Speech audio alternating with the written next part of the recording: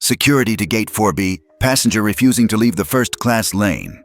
That sentence turned the heads of half the terminal. Isaiah Benton stood in silence, boarding pass in hand. No raised voice, no sudden movement, no argument. But to the outside world, to the cameras now quietly recording, he looked like a man in trouble. The flight attendant, a woman with tight blonde curls and a forced smile, shifted her weight toward him and raised her voice again. "Sir, I've already told you, this lane is for Priority 1 and Elite Sky passengers only. Coach is boarding through Gate 4C. A few murmurs rose from the crowd. Another woman in yoga pants filming on her phone whispered to her stream, "He literally hasn't said a word. They're treating him like a threat." Isaiah didn't respond. He held out his phone calmly, showing the glowing QR code. Seat 1A, first class, confirmed, paid, 3 weeks ago. The flight attendant squinted, then scoffed. "We've seen these scams before. Please don't make a scene, sir." Hook set. "Tell us where you're watching from. This one's about to explode." "Name's Isaiah," he said finally. His voice was even, measured. "Isaiah Benton, Seat 1A, verified boarding pass, Elite Sky Platinum member." The attendant blinked, maybe recognizing the confidence in his tone, but not the name. "That doesn't mean you're in our system. I'm going to need you to step aside and wait." Isaiah remained still. A few feet behind him, a white man in a navy blazer chuckled. "Some folks really think a QR code makes them a VIP these days, right?" the flight attendant said with a smirk, now performing for her audience. "Happens all the time." Isaiah didn't flinch. He pulled out his Elite Sky card. Hard metal, heavy, platinum trim. 12 years of loyalty packed into one quiet rectangle.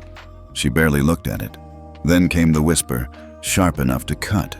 "He's trying to ride first class on a coach ticket. They do this all the time." Someone in line muttered, "Just another upgrade scammer." Another, "He should have worn a suit if he wanted to blend in." Isaiah wore a graphite-colored pullover, black jeans, and a leather backpack that had seen more continents than most passengers at that gate.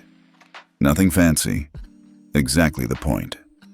A teenage girl near the window was now live streaming. Her TikTok caption read, "Dude got a real ticket and still being dragged?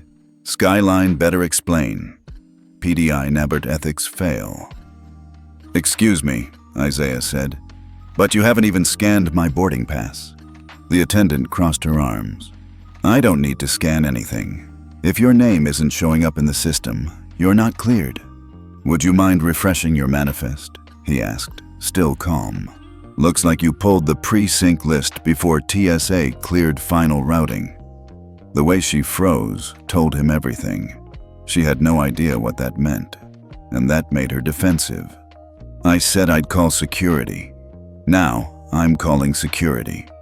"You already did," Isaiah replied simply. Right on cue, a uniformed airport officer approached. Latino, mid-40s.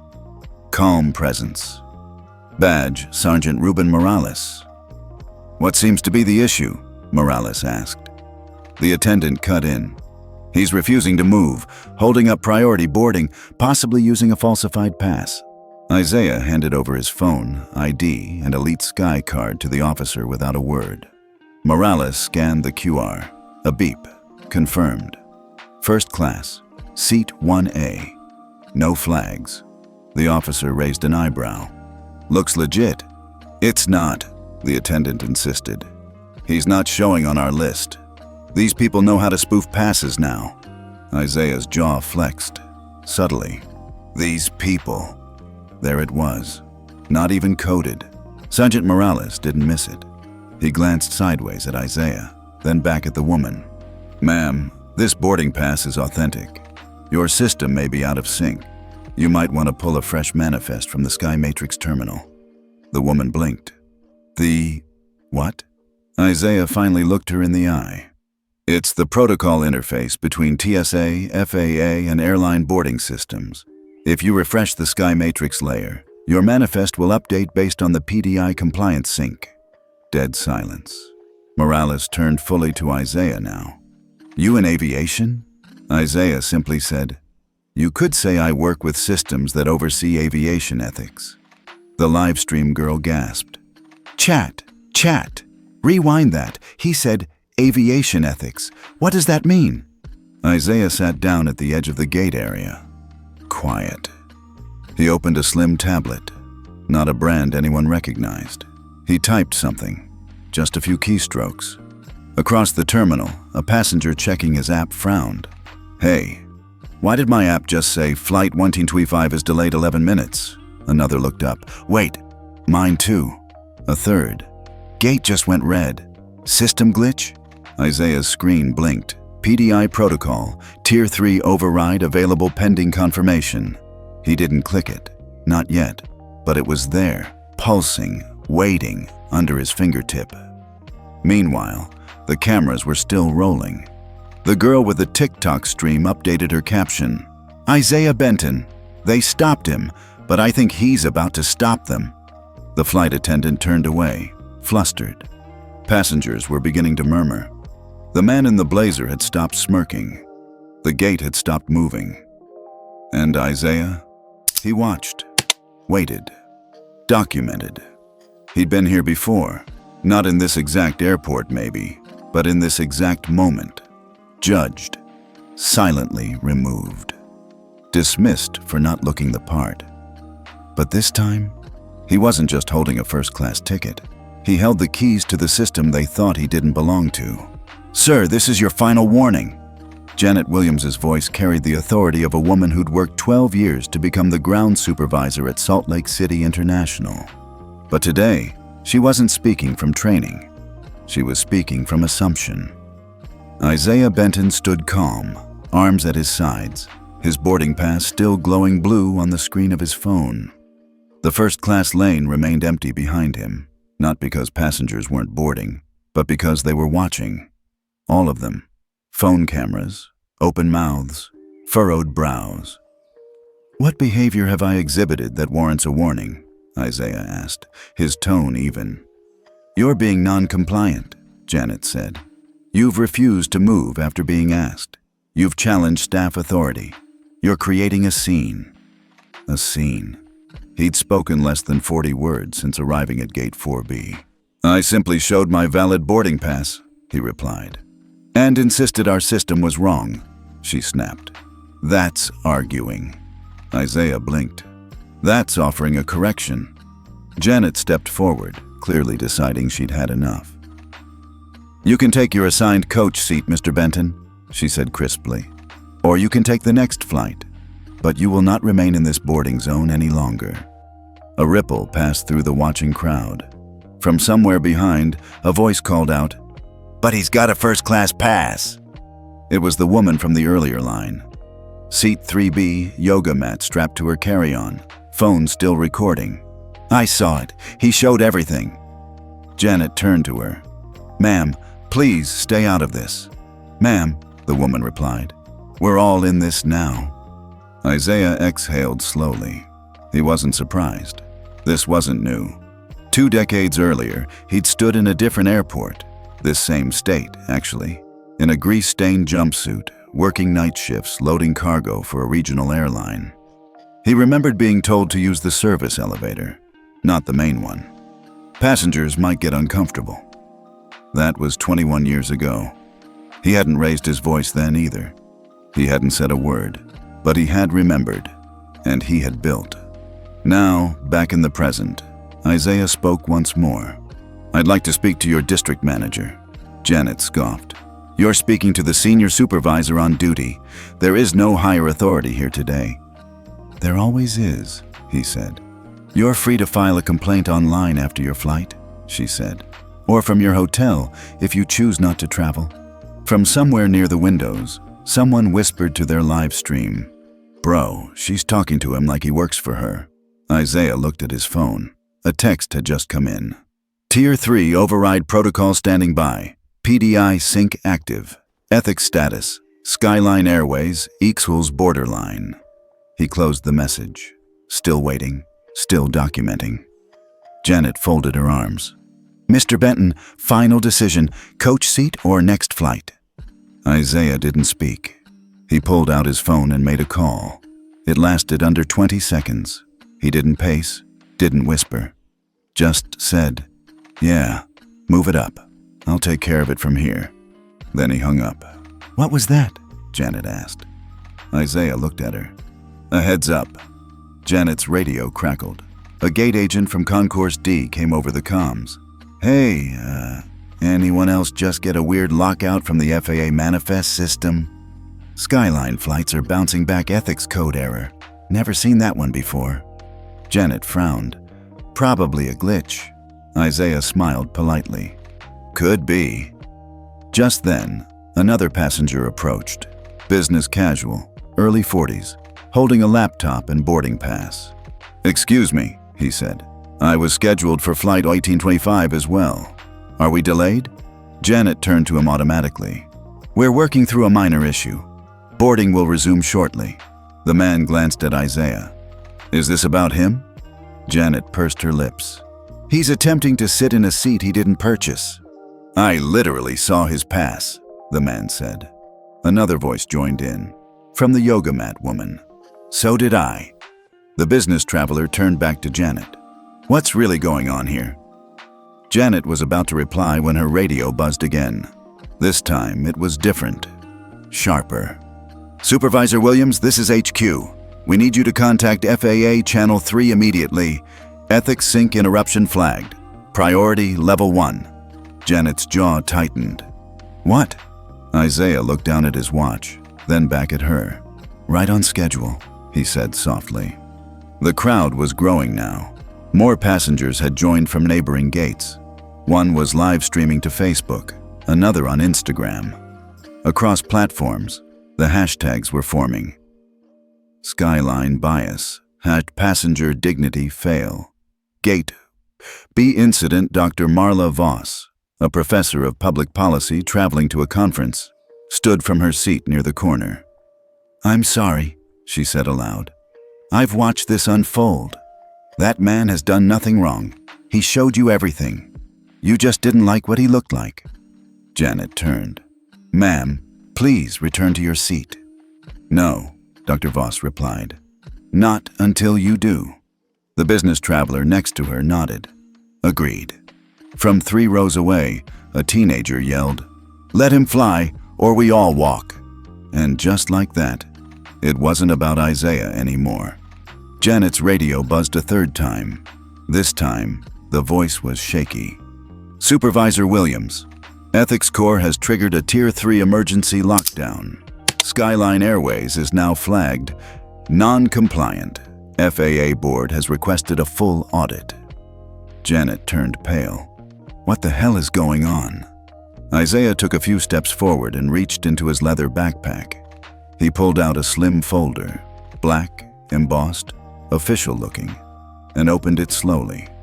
Inside, a summary of the Passenger Dignity Index, FAA's operating agreement with EthicaCore AI, and a document showing his override authority under Tier 3 lockdowns. He handed the folder to Dr. Voss. She read it. Her mouth opened, then closed again. Then she read it aloud. "Isaiah Benton, CEO of EthicaCore AI, and co-author of the Passenger Dignity Index." The gate fell silent. Even Janet stepped back. Someone in the crowd whispered, "Wait, he didn't just trigger the system. He wrote it." Isaiah looked around. Dozens of eyes stared back, most stunned, some ashamed. All changed. He addressed them without raising his voice. "I didn't ask for special treatment. I paid for a seat. I brought the right documentation. And I followed the rules of a system I helped create. The same system that was ignored today. The only difference between me and 1,000 other passengers is that I'm in a position to do something about it." The woman from seat 3B, the yoga mat one, stepped closer. "Mr. Benton," she said, a little breathless. "What happens now?" Isaiah looked at Janet, who was now answering a call from the FAA, face pale, hands trembling. Then he turned to the woman and replied, "Now we find out who's really qualified to fly, and who's just been coasting on the assumption that people like me don't belong." He pulled out his phone. One button. Confirm lockdown. Ethics sync. Live. ESG. Accounts. Frozen. FAA audit. Initiated. Passenger Dignity Index. Public reporting enabled. 45 minutes after being denied his seat, Isaiah Benton had grounded not just one flight, but the illusion that these systems couldn't be challenged. It started with a tweet. At Ethics, watch now. Confirmed. Isaiah Benton, the man removed from first class today, is the CEO of EthicaCore AI, the same system that just locked down Skyline Airways' ethics status. This is real. This is live. This is happening. Within 6 minutes, it had 12,000 retweets. The video clip, just under 47 seconds, showed Isaiah standing at Gate 4B, silent, as the flight attendant waved security over. Her voice shrill, his posture calm, her hands animated, his eyes level. Another tweet landed. He didn't yell, didn't even raise his voice, just showed his pass and got removed. Now 900 Frozen because the man they humiliated designed the system that judged them. Inside the terminal, things were spiraling fast. Passengers were no longer whispering. They were posting.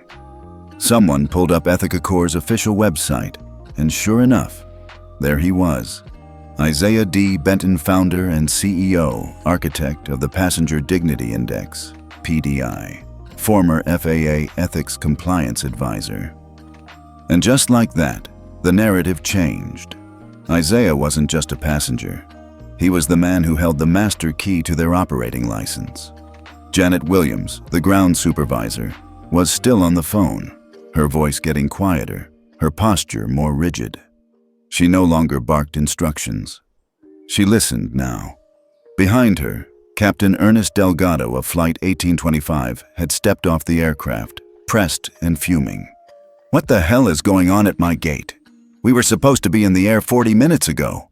Janet turned to him. "You need to speak to headquarters." "About what?" She hesitated. "Passenger removal turned ethics audit. FAA's involved. So is our ESG oversight." Delgado scoffed. "ESG what?" Janet didn't answer. She just handed him her headset. Within seconds, his brows furrowed. Within 30, his face had gone pale. At the other end of the gate, Isaiah stood quietly beside his small leather bag.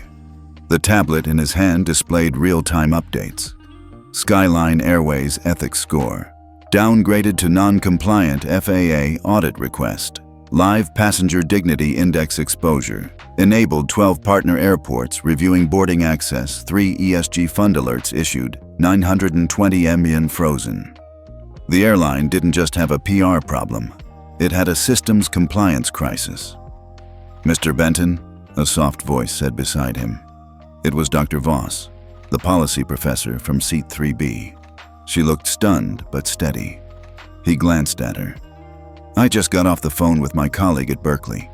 He says you helped design the original PDI draft for the Department of Transportation, right?" Isaiah nodded once, among others. "I can't believe they treated you like that," she said. He gave a thin smile. "I can." That landed hard. Voss was quiet for a moment, then added, "But they don't get to walk away from this." "They won't," he said. Across the airport, word was spreading faster than a luggage belt in overdrive. A man in a business suit was typing rapidly on his LinkedIn post. "Just witnessed a black executive being removed from first class. Turns out he's the ethics architect behind the system Skyline uses. Company stock about to nosedive. Had dignity matters. Leadership lessons." By the time Isaiah's name began trending, several news outlets had picked it up. CNN, passenger behind ethics lockdown identified as industry insider. NBC, silent power move grounds Skyline flights. Vice, the man who built the system just used it against them. Inside Gate 4B, Isaiah's phone buzzed. Incoming call. Patricia Vance, CEO, Skyline Airways. He didn't take it. Not yet. Let her wait. Let the system feel the pause for once. Passengers were now approaching him, not out of curiosity, but with cautious admiration.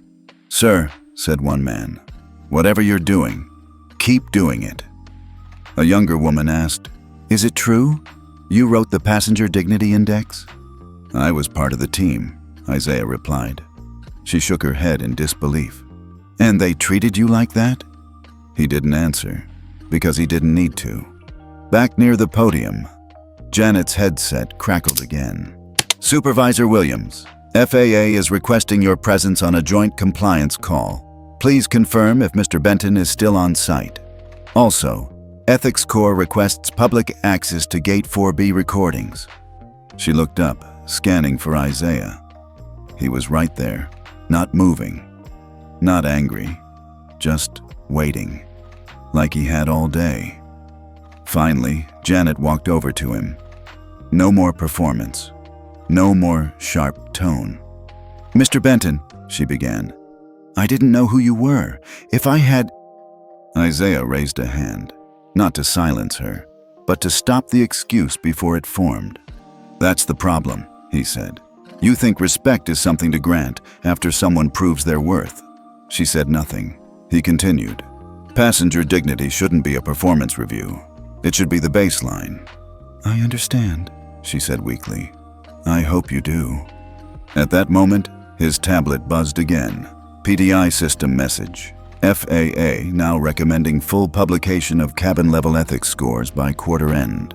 Skyline Airways must complete Phase 1 audit in 72 hours or face suspension of boarding credentials at 17 airports. Isaiah nodded to himself. Then, finally, he answered the call from Patricia Vance. Her voice came through tight, controlled, almost pleading. "Isaiah, I had no idea. I'm not calling for an apology," he cut in. "Not for me." She hesitated, then asked, "What do you want?" He looked around at the faces, the witnesses, the phones still recording. "The truth," he said, "and accountability." A pause. "Tell me what that looks like," Patricia replied. Isaiah took a breath, not for show, for clarity. "Public transparency," he began. "Ethics recertification across all customer-facing staff. Real-time publication of compliance metrics. Executive bonuses tied to performance and dignity metrics. And most importantly, your company signs the Passenger Dignity Compact." Patricia was silent. Then came her answer. "You'll have it." And just like that, the man they pushed out of first class was about to reset the rules for how every passenger in America would be treated from now on. The video wall at FAA Command HQ in Washington, D.C. flickered on. 5 faces appeared in sharp definition across the 75-inch display. Patricia Vance, CEO of Skyline Airways Marcus Irons, FAA Ethics Oversight Director Ava Sanderson, ESG Compliance Executive Dr. Marla Voss, Public Policy Advisor and Flight Witness Isaiah Benton, standing in Gate 4B with 60 passengers still surrounding him. And for the first time in 45 minutes, the world stopped watching a man get humiliated and started watching a system answer for it. "Mr. Benton," Patricia Vance began, her tone corporate but brittle. "Let me start by saying I'm deeply sorry." Isaiah raised one hand. "Ms. Vance, this isn't about apologies." Patricia nodded quickly. "Understood." Isaiah turned to look around the gate. Phones still recorded. Passengers still stared, not with pity, but with focus, respect. "This isn't about me anymore," he said. "This is about a pattern of systemic failure that today got exposed in real time." The silence on the call was heavy. Marcus Irons cleared his throat. "Mr. Benton, can you walk us through the triggering sequence?" Isaiah nodded. Skyline Airways was flagged 3 times in the last 6 months by the PDI for ethics violations tied to customer treatment, including racial profiling and arbitrary seat downgrades. He held up his tablet. "Today was the 4th strike. The Tier 3 lockdown was automatic. I just confirmed it." On screen, the FAA dashboard was split into 3 real-time feeds. Flight 11825, still grounded Skyline Airways Ethics EthicaCore, downgraded to non-compliant ESG capital exposure, 920 miles frozen. Ava Sanderson, representing the investment group, shook her head. We didn't even know a Tier 3 existed. You weren't meant to, Isaiah said. It's not for public drama. It's for systemic abuse. Patricia leaned forward. Isaiah, Mr. Benton, what do you want from us right now? He didn't answer immediately. He took a slow breath, then turned toward the phones, still recording him. This conversation isn't private, he said. And it shouldn't be. Every person watching has been part of this industry, as a passenger, an employee, or a victim. He faced the screen. What I want is structural, not symbolic. Let's start with 5 actions, Isaiah said. He raised one finger. First, public transparency. Skyline Airways will immediately publish quarterly reports on passenger treatment incidents, including race, age, gender, and resolution outcomes. Patricia scribbled notes. No objection. Isaiah raised a second finger. Second, executive accountability. 20% of all executive bonuses at Skyline will now be tied to improvements in the Passenger Dignity Index score. A visible pause from the board. Third, Isaiah continued, PDI compliance training for all staff, starting within 30 days. Failure to complete will affect operational license renewal. Fourth finger. Creation of a $1 million industry-wide reform fund, co-funded by Skyline, dedicated to rebuilding trust between carriers and passengers, starting with anonymous reporting systems. And finally, fifth, Skyline Airways will sign the Passenger Dignity Compact, a binding agreement that enforces ethics-first decision-making at all customer-facing touchpoints, no exceptions. Patricia looked straight into the camera. And if we don't? Isaiah didn't flinch. Then the lockdown stays. In Washington, FAA Director Marcus Irons leaned into his microphone. For the record, Mr. Benton, this compact, has it been reviewed by federal agencies? It has, Isaiah replied. PDI was designed with a provision for federal adoption. The FAA simply never activated it, until now. Irons looked at his colleagues, then nodded. Then let this be the first signature. He turned to Patricia Vance. Skyline, what's your response? Patricia didn't hesitate this time. We accept all 5 terms. We'll sign the compact. Isaiah raised his brows slightly. Under one more condition. Everyone froze. He added, the compact must apply to all U.S. carriers who wish to retain ESG certified funding or FAA license renewals. No loopholes.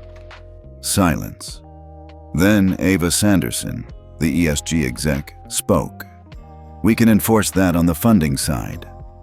Marcus Irons added, and we can enforce it federally, starting with pilot programs in 5 airports. In the terminal, applause broke out. Not the loud kind, but the real kind. Small claps, nods, teary smiles. A father with 2 daughters whispered, You changed the rules, man. Thank you.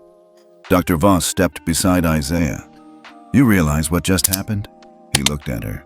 She answered her own question. You turned a racial humiliation into a federal policy shift. Just then, Isaiah's phone buzzed again. New message. FAA National Dashboard updated. Passenger Dignity Compact activated. First public ethics scoreboard scheduled for beta release in 48 hours. He turned the screen around so passengers nearby could see it. They leaned in, mouths open, some recording, some smiling. But no one, not one person, said, Who does he think he is? Because they knew now. He wasn't just the man who got denied a seat.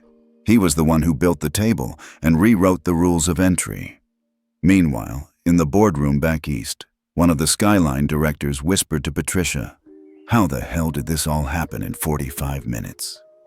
Patricia didn't respond, because she finally understood what Isaiah had meant when he said, I'm not here to yell, I'm here to redesign. Back at the gate, a young employee in uniform approached Isaiah quietly. He looked nervous. Mr. Benton, he said, I'm sorry for what happened to you. I just started working here 2 months ago. Isaiah studied the young man, then nodded. Don't apologize for a system you didn't build, he said, but make sure you help fix it. The ripple wasn't small, it was seismic.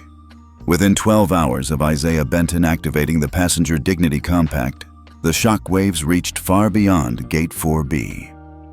06:41 a.m. Eastern Standard Time. The CEO of Redwood Airlines canceled a media interview halfway through. He was mid-sentence when a notification popped up on his phone. Skyline flagged as non-compliant. FAA confirms compact now in effect across Tier 1 airports. He didn't finish his coffee. Instead, he picked up the phone and barked, "Get me legal, now!" 08:12 a.m. Pacific Standard Time. At Los Angeles International Airport, a gate supervisor noticed something odd. Flights labeled under Skyline Airways no longer had boarding clearance windows open. A red triangle icon blinked beside each.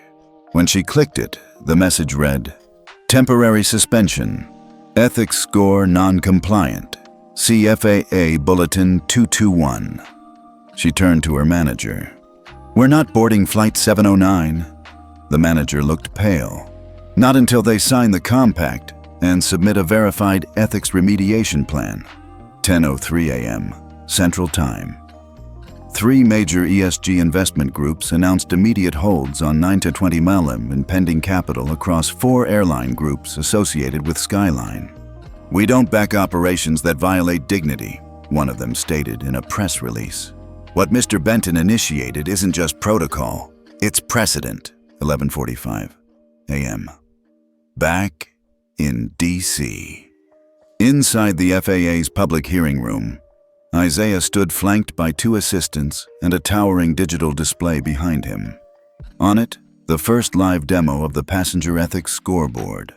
Rows of airline names, columns of violations, resolutions, response time, training completion, public ratings. And for the first time, those numbers weren't hidden in internal databases. They were public, visible, unforgiving. The room was full of tension and cameras. Isaiah took a slow breath before speaking. "Yesterday, I was denied a seat because someone assumed I didn't belong. Today, we're making sure no one has to prove they do." He turned toward the scoreboard. "Passenger dignity is not a premium class perk. It's the floor, not the ceiling." A round of applause started. It wasn't loud, but it was solid. FAA officials, airport managers, even airline execs.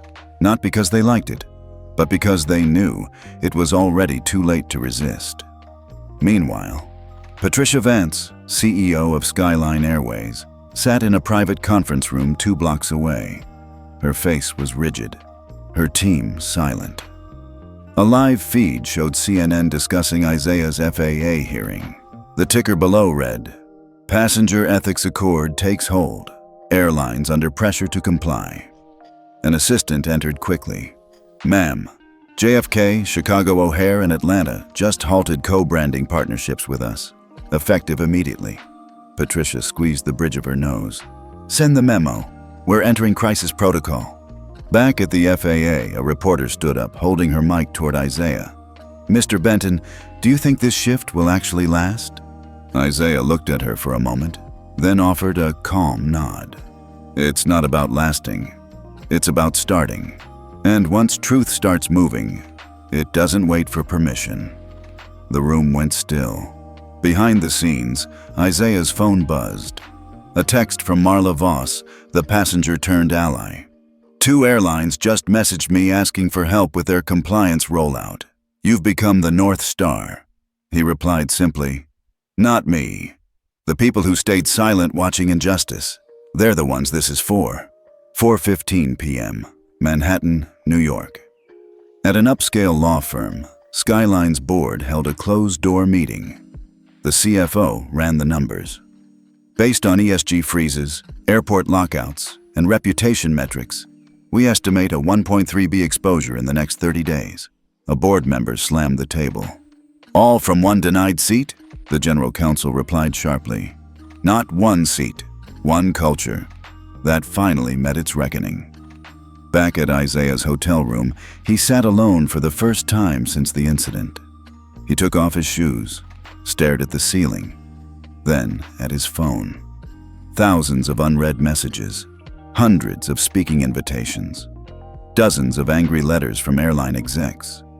He opened one email marked urgent from the office of the president.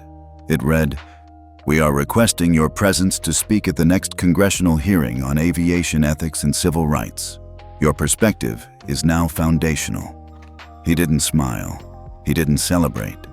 He just whispered to the empty room, "Let them build systems they can no longer ignore." 7:00 p.m. National broadcast news anchors around the country delivered the top story. Black CEO Isaiah Benton denied first-class seat. 45 minutes later, the airline faced the biggest ethical audit in U.S. aviation history. 17 airports begin reviewing compliance partners.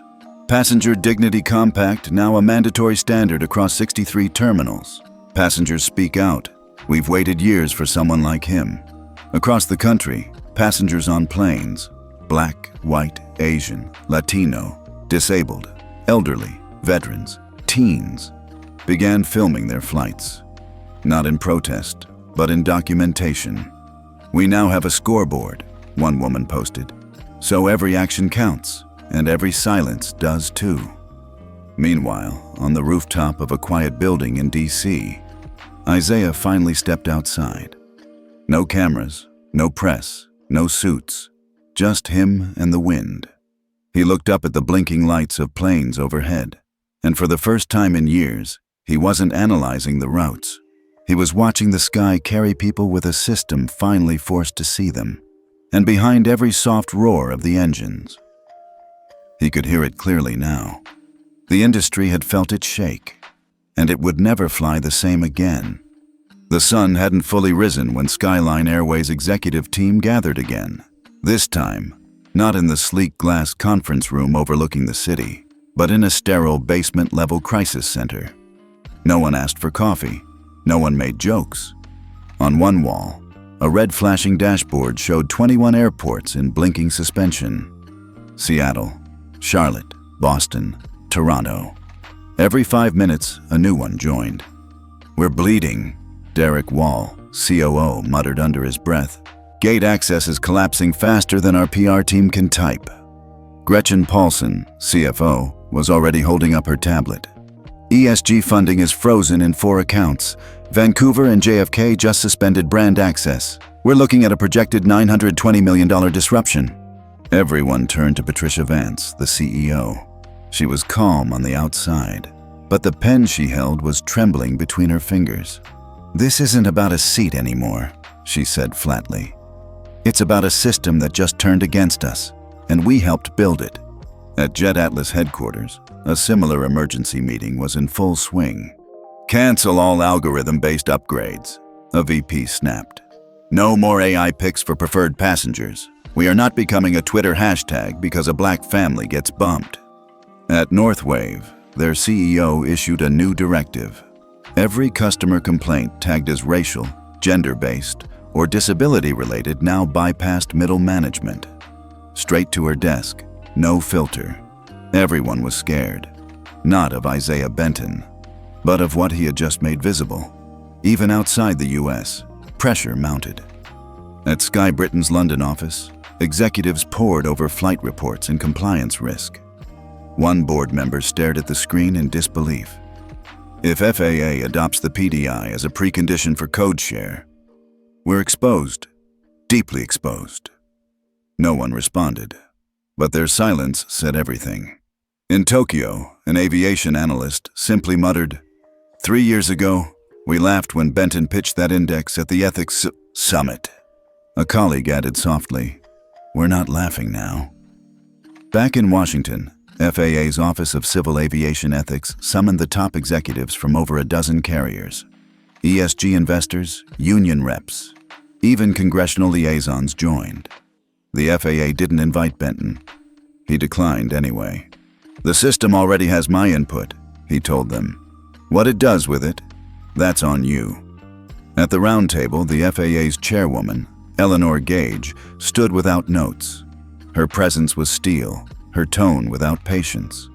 "You're not here because of press," she said. "You're here because your aircraft no longer meet the ethical conditions for flight." Behind her, a massive digital display flickered to life. It was the Passenger Dignity Index, a full industry scoreboard, live, color-coded, sortable by violations, audit status, and public sentiment. You accepted ESG funding, Gage continued. You signed compliance clauses. Now the clauses have teeth. A JetLux executive murmured, "We never thought it'd go live." Eleanor gave him a cold stare. "Then you weren't paying attention." During the break, executives whispered near the courtyard. "I still don't get it," someone said. "Benton didn't go on TV. He didn't sue. He didn't protest." "He didn't have to," another replied. "He built the trap 10 years ago. We just walked into it." Back at Skyline, Patricia reviewed the first wave of internal audits. The numbers were unforgiving. In just 90 days, 42 flagged complaints. 16 were downgraded without review.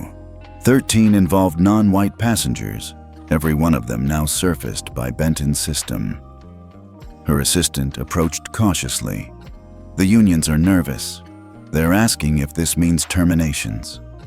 Patricia didn't look up. "Tell them no. It means retraining, but if they stall, then yes, terminations." Across the city, Benton sat quietly at his desk in EthicaCore's DC office. He wasn't watching the news. He wasn't checking social media. He was tracking ethics data in real time. Airlines that signed the compact saw a 26% drop in escalations. Those resisting, they were seeing audit flags multiply, ESG risk surging. Miguel entered with 2 coffees. "CNN's calling again. So is Good Morning America. Want me to ghost them?" Isaiah didn't look up. "Let the world talk. I'm working." "Still allergic to headlines, huh?" Fame fades. Frameworks last. By sunset, 3 more airlines signed the compact. Across terminals from Salt Lake to Charlotte, passengers gathered around new digital displays. For the first time in U.S. history, airline ethics scores were available to the public. Some took selfies with them. Others posted updates with tags like #FlyFair and #BentonEffect. One tweet from a mother boarding with her autistic son simply read, "I didn't have to explain why my son needs extra time today. Staff just knew, because now they're being watched." Thank you, Isaiah Benton. Skyline's board of directors met that evening behind closed doors. Their legal counsel laid out the consequences. If we don't show measurable improvement in 30 days, our international clearances may not renew. ESG insurers are reviewing our exposure, and the FAA is pushing full integration with Benton's index. The room was tense. Then Patricia spoke for the first time in 20 minutes. "We can survive this, but not by fighting it. We survive by becoming the kind of airline that wouldn't need saving in the first place." A soft winter haze blanketed DC that morning. Inside the halls of Congress, aides rushed between closed-door meetings, reporters camped near elevators, and security teams flanked both sides of the rotunda. Upstairs, the Civil Aviation Oversight Committee had just made its decision. They were drafting an official invitation. To Mr. Isaiah Benton, from U.S. Senate Committee on Civil Aviation Oversight. Subject, Ethics in Commercial Aviation. Federal testimony request. No one needed a press release. The leak was instant. By noon, headlines screamed, "Passenger Dignity Index creators summoned to Capitol Hill. Benton to speak on airline ethics collapse. The quiet CEO heads to Congress, or does he?" But as usual, Isaiah Benton said nothing. That afternoon, Isaiah sat alone in his EthicaCore office. The lights were low, the blinds closed.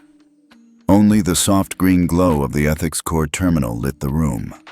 His phone buzzed on the table. Again and again. Miguel finally cracked the door open. "You saw the news, right?" "I did. They want you in front of the Senate in 72 hours. This is it, man. National stage." Isaiah didn't answer. "You're not gonna speak?" He looked up. "Let me ask you something. What does my testimony change that my system hasn't already done?" Miguel hesitated. "Symbolism, momentum, visibility, you name it." Isaiah stood and walked toward the window, gazing at the city below. I didn't build EthicaCore for applause. I built it so people wouldn't need someone like me in the spotlight. But somewhere deeper inside, he was hesitating for a different reason. His mother once told him, "The first time they hear you is when they can't ignore what you built." She hadn't lived long enough to see this day. The memory lingered. Meanwhile, the ripple effects across the country were growing louder. In Atlanta, Southern Skies Airlines fired 3 gate agents after their ethics score dropped below 6.2, triggering automatic FAA notification. In Denver, Transair issued a public apology for years of racial profiling, backed by a 12-month ethics training overhaul. In Minneapolis, a father live-streamed himself boarding a flight with his autistic son, captioning it, "No one rolled their eyes. No one questioned his noise-canceling headphones. Benton's system works. #dignity is real." By evening, the FAA launched Phase 2 of the Passenger Dignity Initiative, a real-time public-facing ethics ranking of all U.S. airlines, displayed in airports, on mobile check-in apps, even on booking platforms. And at the very bottom of the list sat Skyline Airways. That night, Isaiah declined 3 more media appearances. He knew the pressure was mounting. Even Senator Elridge had called him personally, leaving a voice message. "Mr. Benton, I understand your preference for staying behind the curtain, but this is different. The entire nation is watching. If there was ever a time to speak, it's now." He didn't return the call. Instead, he opened an old email from 5 years ago. A draft he never sent. Just one line. "If I ever end up in front of Congress, it means the system failed to speak for itself." The next morning, while walking into the Mission Bay Tech District lobby, Isaiah was stopped by a receptionist. "There's someone here asking to see you," she said gently. "She doesn't have an appointment, but she says you might remember her." He almost dismissed it. Then he heard the name. Althea Riley. His heart stuttered. He hadn't heard that name in 22 years. She was sitting in the Courtyard Cafe, same silver streak in her hair, same fierce eyes. She looked up and smiled before he even spoke. "You really made it," she said. "I knew you would." Isaiah stood frozen. You were 22, broke, working baggage at SFO. You stayed after your shift to help me find my mother's lost wheelchair. Everyone else walked away, but you stayed. He slowly sat across from her. "That was nothing." She shook her head. "It was everything. You didn't see what happened after, the way they treated my mom when she was off that plane. I vowed I'd fight for better treatment ever since." He leaned forward, his voice lower. "Why are you here?" "I saw the news. I knew you'd refuse." He looked away. "You built a system. Good. But they still need a face, a voice, one that tells them why this matters not on paper, but in real life." She placed a single photo on the table. It was her mother, sitting in a wheelchair at the gate, alone. This is what happens when the system stays silent. Isaiah stared at the photo for a long moment. Then something inside him shifted.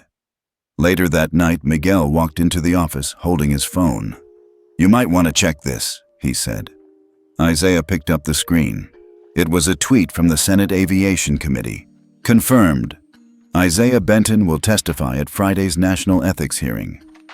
Topic: Passenger Dignity, Civil Rights, and the Future of Aviation. Miguel blinked. "So, you're going?" Isaiah smiled for the first time in days. "No, we're going." In the days that followed, media began preparing full profiles. The quiet architect, the man behind the index, from baggage boy to Congress. People across the country, many of them Black, Latino, disabled, or just tired of being disrespected, shared their own stories under the hashtag Dignity was missing. By the time Friday arrived, the line to attend the public hearing wrapped around the Capitol. And inside the marble halls of power, A man who'd spent most of his life avoiding cameras finally stepped into the light. Not to be seen, but to make sure others finally were. The rotunda outside room 245 of the Senate building was unusually quiet. Not silent, but heavy. Cameras stood still. Reporters whispered instead of shouted. Even the interns seemed unsure whether to take notes or just listen. Inside, rows of polished oak seats were filled to capacity. Airline executives, FAA regulators, ESG compliance officers, disability rights advocates, passengers who had once been nothing but boarding pass numbers. In the center, a long mahogany table with a single seat. Isaiah Benton sat down without papers. No laptop, no binder, just him. Senator Elridge opened the hearing.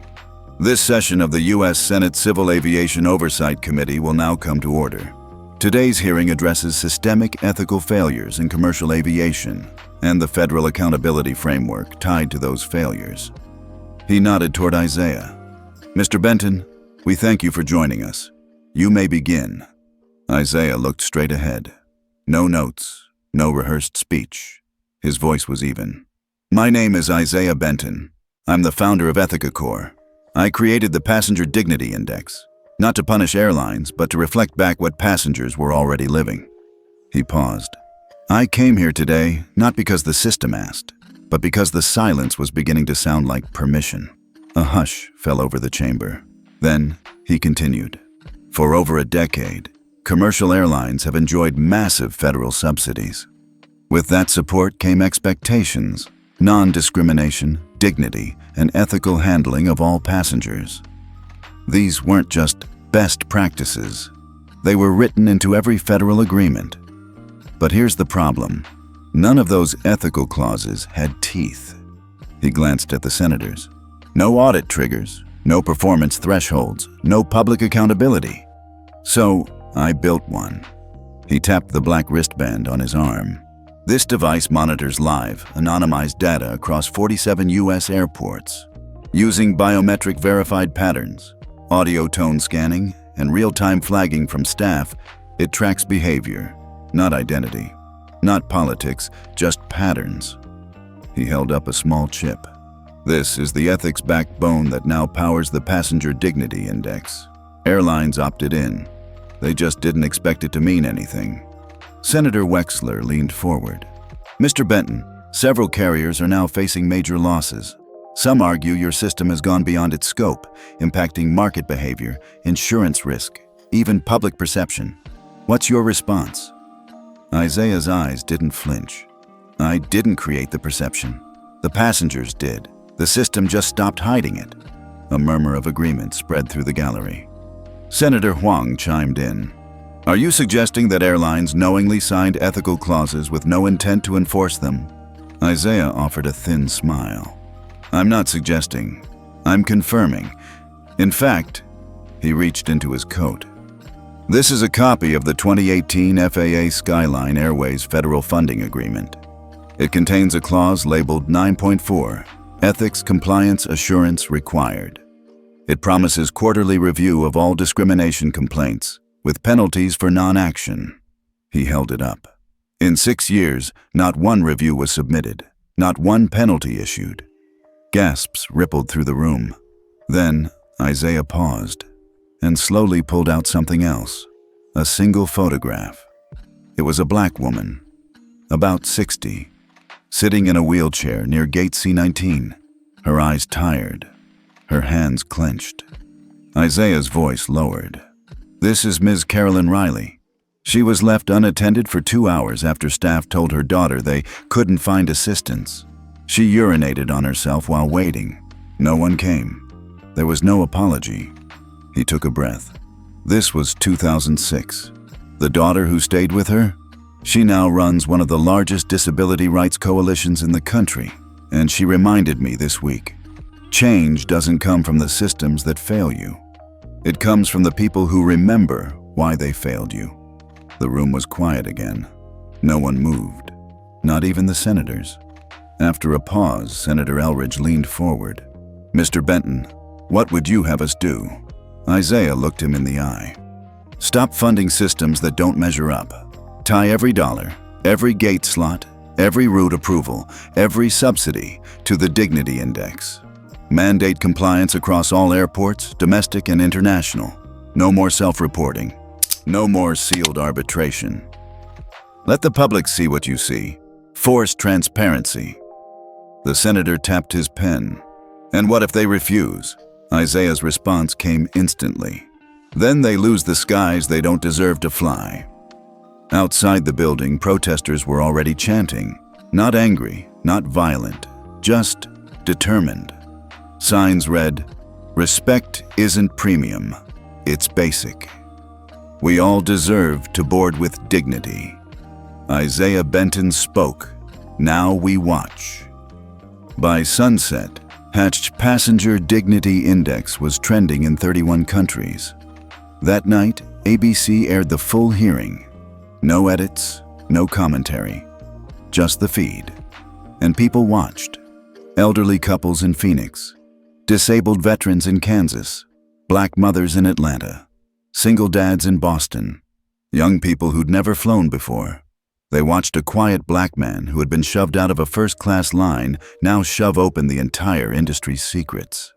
Later that evening, Isaiah walked into a quiet cafe near Union Station. Miguel was already there, scrolling his phone. "You know your face is everywhere, right?" Isaiah smiled faintly. "It won't last. Headlines fade." "Not this one," Miguel replied. "Skyline just issued a statement. They're adopting full integration with the PDI and replacing their CEO." Isaiah's eyebrow lifted. "Effective immediately," Miguel added. "And they've requested a private meeting with you." Isaiah didn't react, just stirred his tea. "Let them come," he said softly. "This time, I don't need a seat. I already built the table." 3 days after the Senate hearing, Isaiah stood in the upper conference suite of the Skyline Airways corporate tower in Chicago. The room was made of glass and quiet tension. 4 men and 2 women in tailored suits sat around a horseshoe-shaped table, all senior members of the board. At the far end was an empty chair where the CEO used to sit. The new interim chairwoman, Darla Kincaid, cleared her throat.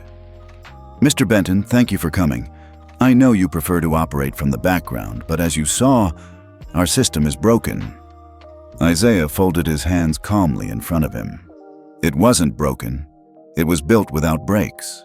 There were no smiles, only long exhales. "Let's get to it," Darla said, flipping open a thick file. "There's something you need to see." She slid a document across the table. It was marked, "Internal.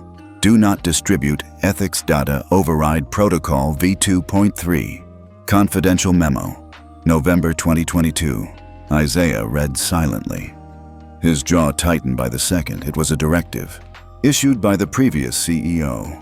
A covert protocol that instructed station managers across 11 major airports to manually adjust EthicaCore inputs via a private admin panel, essentially doctoring their passenger dignity index score. The reasons? Avoid loss of ESG investor confidence. Maintain premium route certifications. Suppress public-facing complaints by adjusting tone threshold indicators. Isaiah set the folder down. His voice didn't rise. "How long?"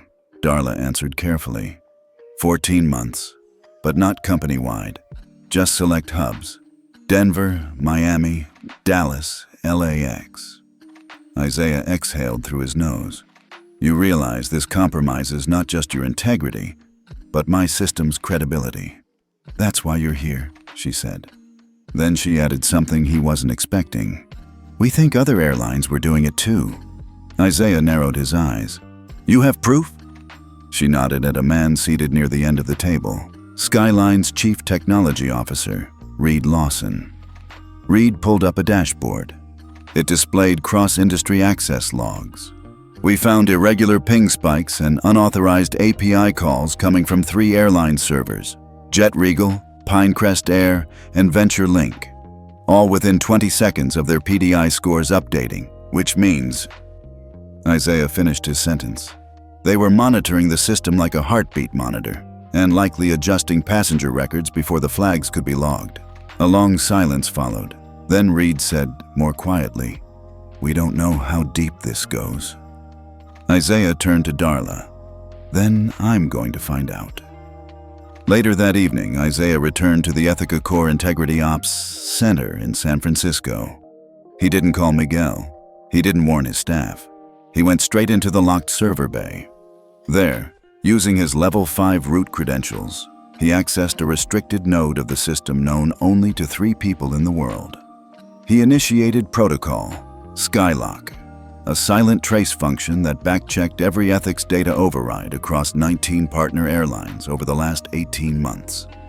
As lines of code flew across the screen, Isaiah whispered under his breath, "Show me who's been hiding." At 2:13 a.m., the first confirmation hit: 7,422 data overrides, 93% traced to 5 airline clusters, manual inputs, time-stamped within 10 minutes of customer complaints. And the biggest red flag? A ghost credential. Admin AH42 rogue origin. Unknown location. Toggling across multiple cities. Chicago, Dallas, Atlanta, New York. Someone had built a backdoor into his ethics system. Someone who knew how to spoof location logs and mask employee access. By sunrise, Isaiah had connected the dots. The ghost credential didn't belong to a rogue employee. It was embedded in a partner compliance contract, one of the third-party vendors that provided supportive data to PDI enforcement, specifically a firm called Clear Flight Metrics, recently acquired by VentureLink Holdings. And the signature on the contract? Richard D. Haverly, now VentureLink's CEO.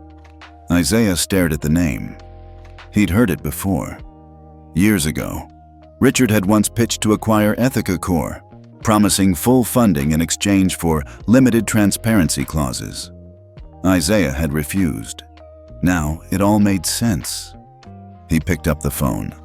"Miguel, get me the FAA and schedule a full audit review today." At noon, Isaiah walked into the FAA's Ethics and Standards Division office with a full dossier: charts, logs, access spikes, credential breaches, tampering timelines. He didn't waste time. There's been coordinated ethics manipulation by at least 3 federal airline partners, backdoors built into compliance dashboards, scores falsified before hitting public view. The director's jaw tightened. "You're sure?" Isaiah nodded. "You have less than 72 hours before this breaks publicly. What do you need from us?" Isaiah looked him dead in the eye. "Full enforcement of the Passenger Dignity Accord, including retroactive penalties for ethical score tampering, temporary flight route suspensions, and mandatory compliance recertification for all implicated carriers." That same evening, the FAA released a terse public statement. "We are currently investigating serious breaches in ethics compliance protocols related to the Passenger Dignity Index. Effective immediately, all involved parties are being placed under review." By midnight, news broke. Jet Regal lost its GS-12 government transport contract. Pinecrest Air was suspended from 3 international gateways. VentureLink's ESG rating dropped to unverified, triggering $520 million in funding freezes. Meanwhile, Isaiah remained quiet. He didn't do press, didn't tweet. He just kept working. Because behind the scenes, the most important thing was still in motion. Skygate Audit System v1.0, a new AI-integrated dashboard that would permanently detect and block manipulation of ethical scores, lock vendor access, and require biometric chain of command for all overrides. It would roll out in 90 days. And once it did, there would be no more hiding. 2 weeks later, Isaiah received a letter. Official, cream-colored, gold seal. From Office of the Secretary of Transportation. Subject, Presidential Recognition Ceremony. National Aviation Ethics Reform. Isaiah smiled. For the first time in weeks, he actually let himself breathe. Not because he was finished, but because they had finally stopped pretending he didn't exist. The atrium of the Eisenhower Executive Building gleamed in polished marble and sunlight. Banners fluttered above the stage. National Aviation Ethics Reform Ceremony, honoring Isaiah Benton. Isaiah stood behind the curtain, wearing a charcoal gray suit, his tie a subtle blue. It was the same tie he wore 20 years ago at his mother's funeral, the one she'd given him during his time as a baggage handler. The voice over the speaker echoed, "Please welcome our guest of honor, the founder of EthicaCore, architect of the Passenger Dignity Index, Mr. Isaiah Benton." Applause rose like thunder. Everyone stood. Cabinet officials, airline executives, journalists, pilots, flight attendants, disability advocates, veterans, survivors, people who knew what it meant to board last, people who remembered being ignored. Isaiah took the podium. He didn't read a speech. He didn't need to. He began slowly, with quiet calm.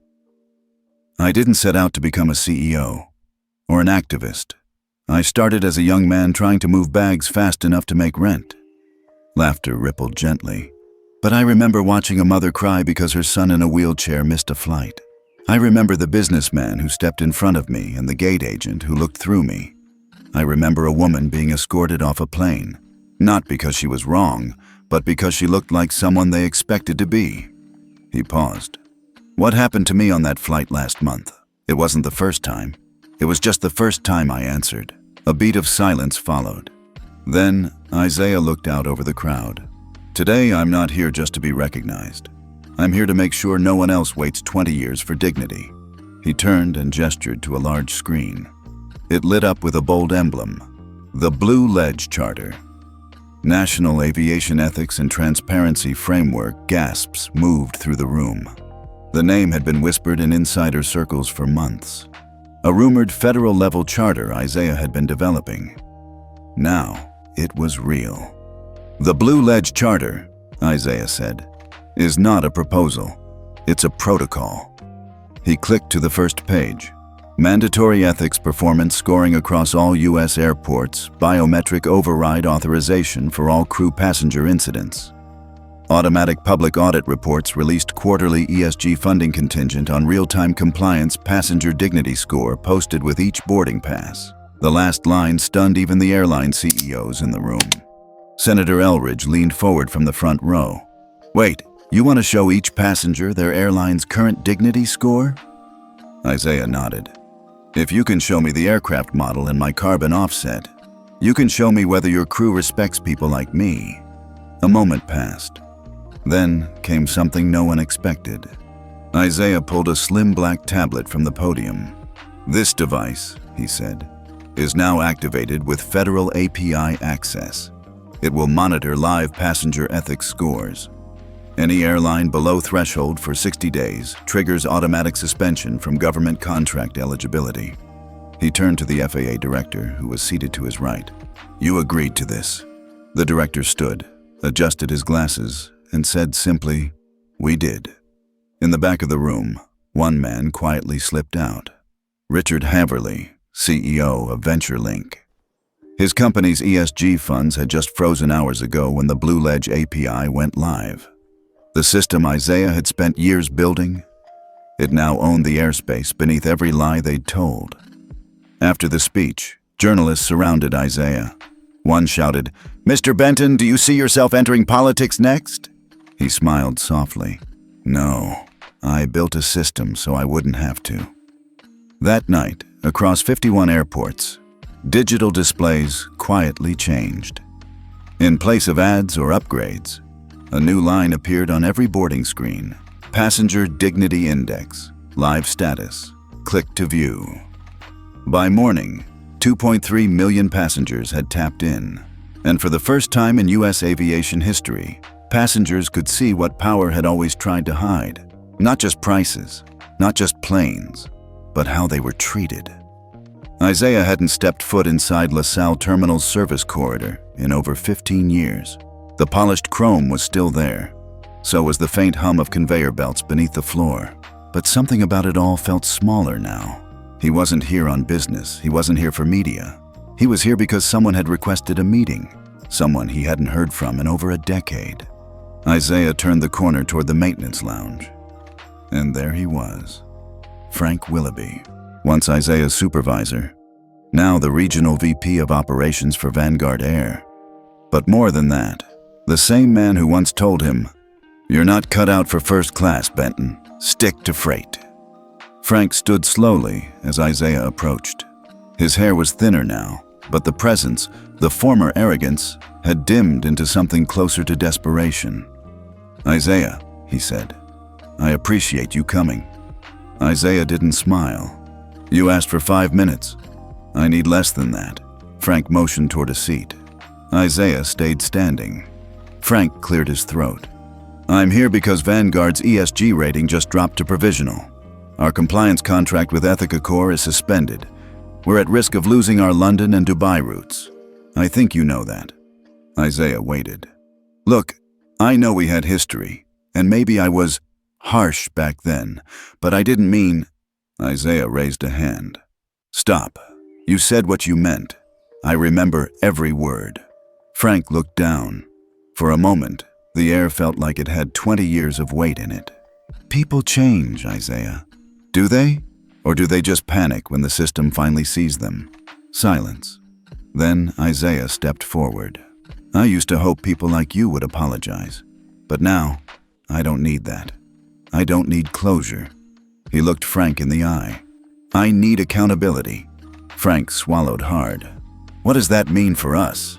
Isaiah reached into his coat and pulled out a folder. He placed it on the table. "The Blue Ledge Reinstatement Protocol." Inside was a path, strict but possible, for Vanguard to regain compliance within 90 days. It required full ethics retraining of all ground staff, biometric override logins installed at every terminal, public-facing apology issued across Vanguard's platforms, 5% of annual profit allocated to the Passenger Dignity Grant Fund. Frank flipped through it, eyes wide. "You're serious?" Isaiah nodded. "I didn't build EthicaCore to destroy airlines. I built it to give them a choice." Frank looked up. "Why are you giving me one?" Isaiah's voice was calm. "Because I refuse to become you." That hit deeper than any insult ever could. Frank stood up. His hand hovered awkwardly between a handshake and a nod. Isaiah didn't take it. He turned and left the corridor, the place where he once lifted bags for $9.50 an hour, while men like Frank looked through him like air. This time, he didn't look back. Back in San Francisco, Isaiah stood at the EthicaCore tower window, watching planes rise in the sky. Miguel walked in, tablet in hand. "You sure about giving Vanguard a way back in?" "Everyone deserves one," Isaiah said. "Just not without cost." Miguel nodded, then smiled. "You know, you don't talk like a CEO." Isaiah chuckled. "That's the point." He looked back out the window. The sky wasn't cleaner, but it was more honest now. 6 months later, the name EthicaCore wasn't just something whispered in Senate halls or airline boardrooms. It was everywhere, printed beside QR codes on boarding passes, etched into the corner of every check-in kiosk, projected on airport terminal screens in Frankfurt, Johannesburg, Tokyo, and Sao Paulo. A small black icon, barely noticeable, but it meant everything. It meant someone was watching. It meant someone cared. It meant Isaiah Benton's system was now the new global baseline. That morning, Isaiah landed at Amsterdam Schiphol for the Global Aviation Reform Summit. It was a clear, icy day.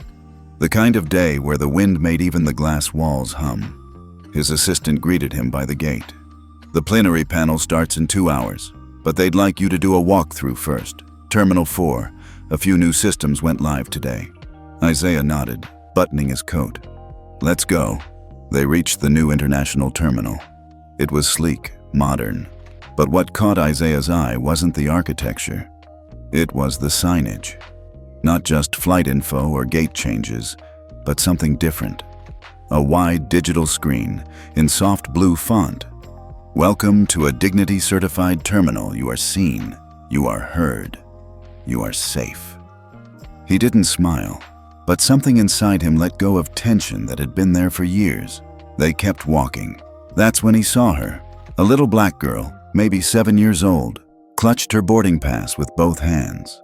Her braids bounced as she looked nervously up at the boarding agent. Her mother stood beside her, trying not to seem worried. The girl's name was clearly printed in bold, Nia Harrison. The agent, a young Dutch man, bent slightly to the girl's level. "Miss Nia, would you like to board first?"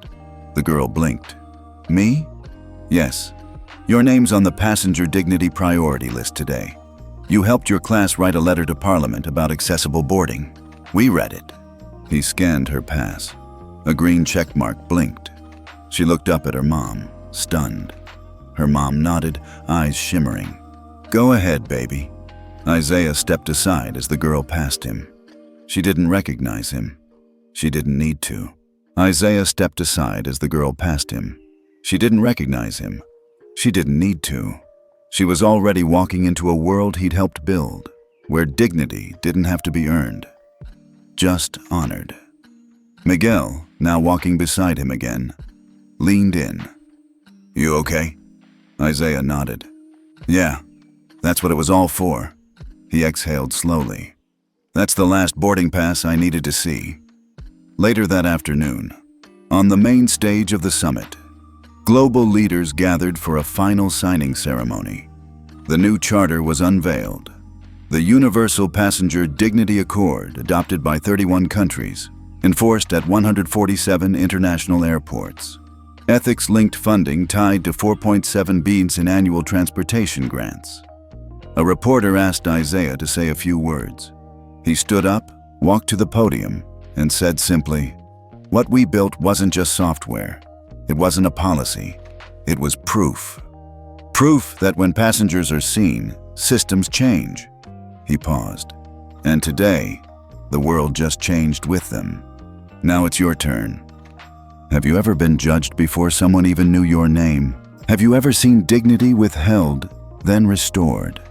Tell us your story in the comments. Whether it was on a flight, at a hotel, or just walking into a room, your voice matters. And, as always, tell us where you're watching from. This story traveled across 31 countries. Maybe you're from one of them. If this story moved you, hit like, share it with someone who needs to see it, and subscribe for more real power in silence.